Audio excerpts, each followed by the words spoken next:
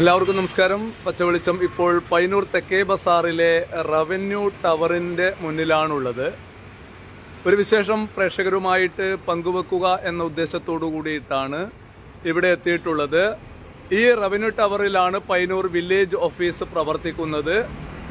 Payyanur village officer M പ്രദീപന് കേരള സർക്കാരിന്റെ കണ്ണൂർ ജില്ലയിലെ മികച്ച വില്ലേജ് ഓഫീസർക്കുള്ള അംഗീകാരം ലഭിച്ച വാർത്ത പച്ചവെളിച്ചം ഇന്നലെ രാത്രി പ്രേക്ഷകരുമായിട്ട് പങ്കുവച്ചിരുന്നു.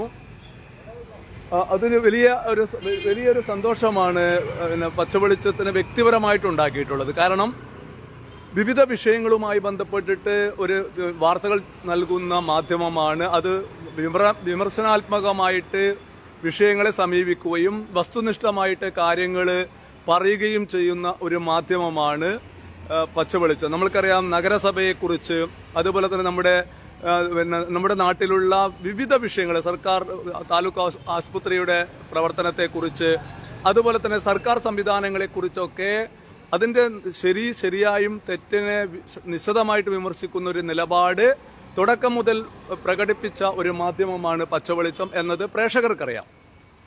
നമ്മളെ വിമർശനാത്മകമായിട്ട് സമീപിക്കേണ്ടതിന് ആ രീതിയിൽ തന്നെ സമീപിക്കണം എന്ന കാര്യത്തിൽ ഒരു തർക്കവുമില്ല. നമ്മുടെ സിവിൽ സർവീസ് ഏറെ മാറിയിട്ടുണ്ട് എന്ന കാര്യത്തിൽ ഒരു സംശയമുള്ള. ഒരു കാലത്ത് നമ്മൾ വില്ലേജ് ഓഫീസിലൊക്കെ വന്നു കഴിഞ്ഞാൽ അവിടുത്തെ ഒരു സിസ്റ്റം തന്നെ നമ്മളെ വല്ലാത്ത രീതിയിൽ അലോസരപ്പെടുത്തുന്നതാണ്. എന്നാൽ ഇന്ന് നമ്മുടെ കാലത്തിന്റെ മാറ്റത്തിനനുസരിച്ച് നമ്മുടെ സർക്കാർ സംവിധാനങ്ങളിലും സർക്കാർ സംവിധാനങ്ങളിലാകെ ഓഫീസുകളിലാകെ വലിയ രീതിയിലുള്ള മാറ്റങ്ങൾ ഉണ്ടായിട്ടുണ്ട് എന്ന കാര്യം നമ്മൾക്ക് കാണാതിരിക്കാൻ വേണ്ടി കഴിയില്ല.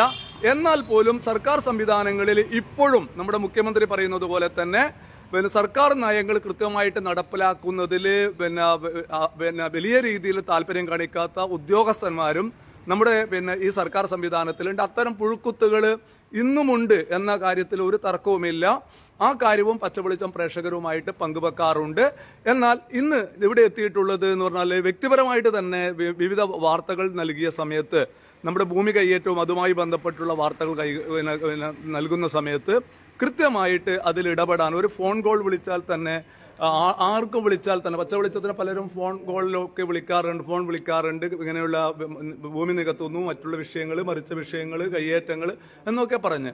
എന്നാൽ ആദ്യകാലങ്ങളിൽ അതൊക്കെ പച്ചവെളിച്ചം തന്നെ നേരിട്ടിട്ട് അത്തരം വിഷയങ്ങൾ ഇടപെടും. ഇപ്പോൾ വിളിച്ചാൽ ഉടനെ പറയും, പയ്യന്നൂർ വില്ലേജ് ഓഫീസിലാണെങ്കിൽ നിങ്ങൾ വില്ലേജ് ഓഫീസറെ വിളിച്ചാൽ മതി എന്ന് പറഞ്ഞാൽ കൃത്യമായിട്ട് അതിന് കാര്യങ്ങൾ കേട്ട് സാധ്യമായ നടപടികൾ സ്വീകരിക്കുന്നതിൽ ഒരു വൈമുഖ്യവും കാണിക്കാത്ത ഉദ്യോഗസ്ഥനാണ് Payyanur village officer M Pradeepan.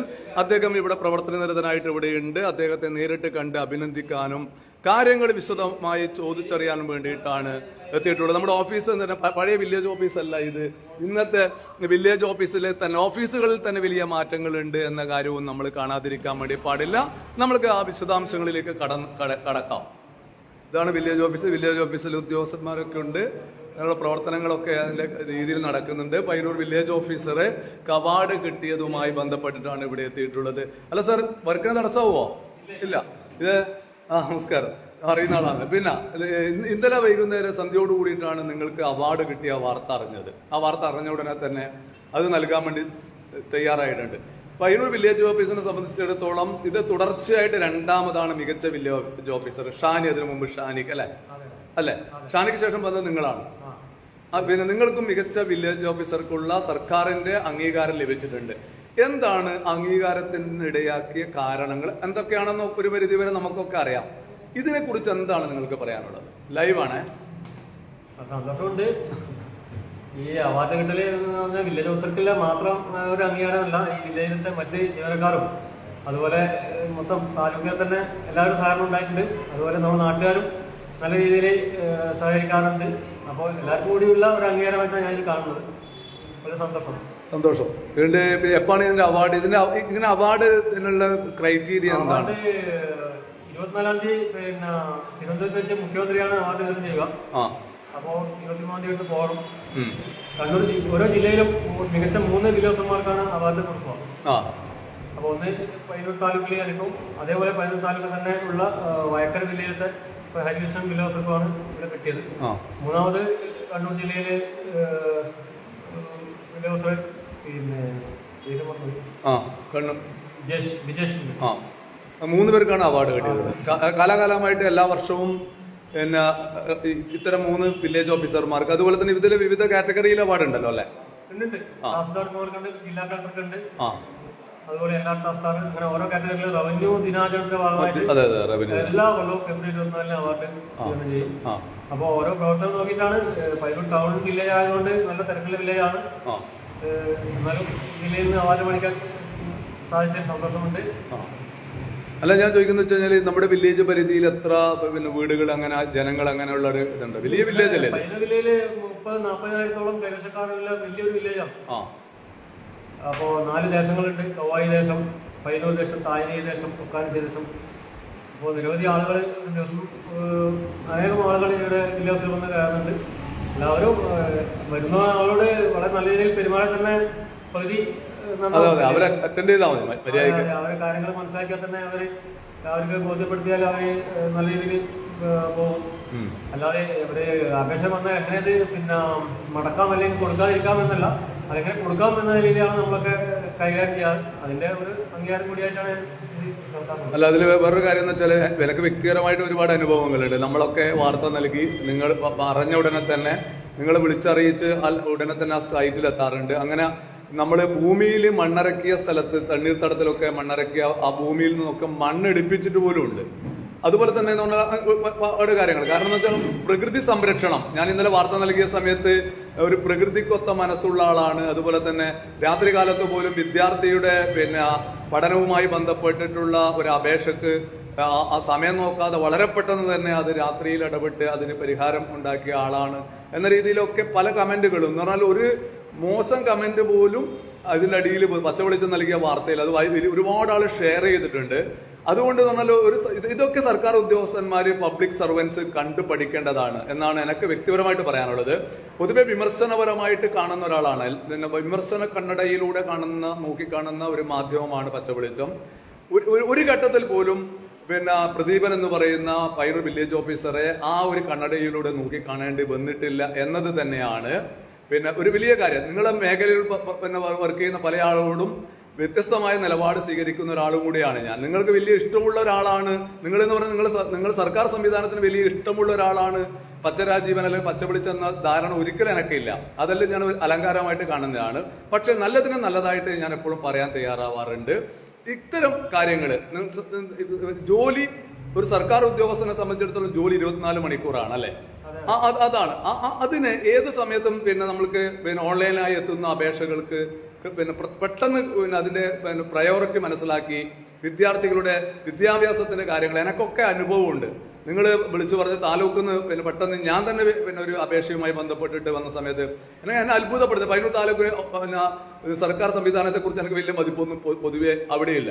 പക്ഷെ ഞാൻ വിളിച്ച് നിങ്ങൾ പറഞ്ഞിട്ട് അത് അന്വേഷിക്കാൻ വേണ്ടി നിങ്ങൾ ഇവിടുന്ന് അവിടത്തേക്ക് അന്വേഷിക്കാൻ വേണ്ട സമയത്ത് അന്വേഷിച്ച് ഉടനെ തന്നെ അവിടുത്തെ ഒരു സ്റ്റാഫ്, അവരുടെ പേരെന്ന് എനിക്ക് ഓർമ്മയില്ല, അവർ കൃത്യമായിട്ട് അത് പിന്നെ ശരിയാക്കി തരികയും എന്നിട്ട് അത് ലഭിച്ചില്ലേ എന്ന് എന്നെ വിളിച്ച് പറയുകയും ചെയ്തു. അങ്ങനെയുള്ള ഉദ്യോഗസ്ഥന്മാരും താലൂക്കിലുമുണ്ട്, വില്ലേജ് ഓഫീസിലുണ്ട്. അതുകൊണ്ട് ഞാൻ പറഞ്ഞു വരുന്നത് വെച്ച് കഴിഞ്ഞാല് പിന്നെ എന്താണ് നിങ്ങൾക്ക് പിന്നെ കാരണം എന്ന് വെച്ചാല് സർക്കാർ ഉദ്യോഗസ്ഥന്മാരെ കുറിച്ചിട്ട് എത്ര നല്ല ചെയ്താലും നല്ല രീതിയിൽ ആളുകൾ കാണുന്നില്ല എന്നൊക്കെ പറയാറുണ്ട്. പക്ഷെ അതല്ല എന്നതിന് തെളിവാണ് ഇന്നലത്തെ പച്ച വെളിച്ചത്തിലെ വാർത്തക്കടിയിൽ വന്ന കമന്റും ഷെയറും ലൈക്കും. എന്ത് തോന്നുന്നു? എന്താണ് നിങ്ങൾക്ക് സഹപ്രവർത്തകരോട് പറയാനുള്ളത്? വില്ലേജ് ഓഫീസ് എന്ന് പറഞ്ഞാൽ ഒരുപാട് ഉത്തരവാദിത്തങ്ങളുള്ള ജോലി തന്നെയാണ്. ഒരുപാട് അധികാരങ്ങളുണ്ട്. എനിക്ക് തോന്നുന്നു ഈ അധികാരം എന്നതിനേക്കാൾ ജനങ്ങൾക്ക് ഒരുപാട് പിന്നെ കാര്യങ്ങൾ ചെയ്യാൻ പറ്റുന്ന ഒരു അവസരമായിട്ടാണ് ഞാൻ ഇത് കാണുന്നത്. അധികാരം എന്നതിനേക്കാൾ എനിക്കിഷ്ടം ഒരു അവസരമാണ് ഈ വില്ലേജ് ഓഫീസർ ജോലി. അത് പരമാവധി നല്ല രീതിയിൽ തന്നെ വിനിയോഗിക്കാൻ ആഗ്രഹിക്കുന്നുണ്ട്. ഈ അവാർഡ് അതിന് പ്രധാനമാകുന്ന കാര്യത്തിൽ സംശയമില്ല. തുടർന്നും ജനങ്ങളെ നല്ല രീതിയിൽ ജനങ്ങളോട് അവരുടെ പരാതികൾ കേൾക്കാനും പരിഹരിക്കാനും ഞാൻ ഉണ്ടാവും. അത്രമാത്രമാണ് പറയുന്നത്. എന്താണ് വില്ലേജ് ഓഫീസറിനോട് എന്താണ് പരാതി പറയാൻ വേണ്ടി വന്നതാ? ശരിയാക്കി തന്നു അല്ലേ?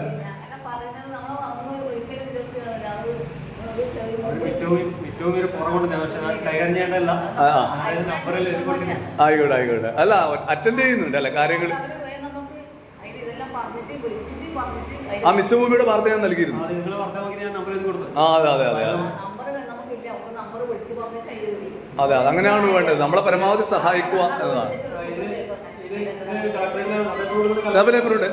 പിന്നെ അഭിനന്ദനം അറിയിക്കണം, നേരിട്ട് അഭിനന്ദനം അറിയിക്കണം. മുട്ടായി 2 എടുക്കാം, അല്ലേ? മുട്ടായി ഒക്കെ ഉണ്ട്, 2 എടുത്തിട്ടുണ്ട്. ഏതായാലും സന്തോഷമാണ് ഉള്ളത്. നമ്മളെ സംബന്ധിച്ചിടത്തോളം പിന്നെ ഒരു നല്ലതിനെ നല്ലതായിട്ട് പറയാനും അതുപോലെ തന്നെ അത്തരം കാര്യങ്ങൾ പ്രേക്ഷകരിൽ എത്തിക്കാനും അതുപോലെ തന്നെ നമ്മുടെ സിവിൽ പബ്ലിക് സർവൻസിൽ സർവൻസിന് ഇടയിൽ അതുപോലെ തന്നെ സിവിൽ സർവീസിനിടയിലൊക്കെയുള്ള പുഴുക്കുത്തുകൾക്ക് മാതൃകയാവാൻ വേണ്ടിയിട്ട് ഇത്തരം ഉദ്യോഗസ്ഥന്മാർ നമ്മുടെ നാട്ടിലുണ്ട്. അവരൊക്കെ ഇത്തരം ഉദ്യോഗസ്ഥന്മാരെ മാതൃകയാക്കണം എന്നുള്ള ഒരു കാര്യം കൂടി അവരെ അടക്കം ബോധ്യപ്പെടുത്താൻ വേണ്ടിയിട്ടും അതുപോലെ തന്നെ നന്നായി പ്രവർത്തിച്ചാൽ ജനപക്ഷ നിലപാടുകൾ ഉയർത്തിക്കൊണ്ട് പ്രവർത്തിക്കാൻ വേണ്ടി തയ്യാറായാൽ, ജനങ്ങളെ കേൾക്കാൻ വേണ്ടി തയ്യാറായാൽ, ഓഫീസിലെത്തുന്ന എല്ലാ കാര്യങ്ങളും ഒരു സർക്കാർ ഉദ്യോഗസ്ഥന് ചെയ്യാൻ വേണ്ടി പറ്റണമെന്നൊന്നുമില്ല. അവരെ നല്ല രീതിയിൽ കേൾക്കാൻ തയ്യാറായാൽ തന്നെ അത് വലിയ കാര്യമാണ് എന്നാണ് പച്ചവെളിച്ചത്തിന് പറയാനുള്ളത്. അവരെ കേൾക്കുക, അവരുടെ കാര്യങ്ങൾ മനസ്സിലാക്കുക.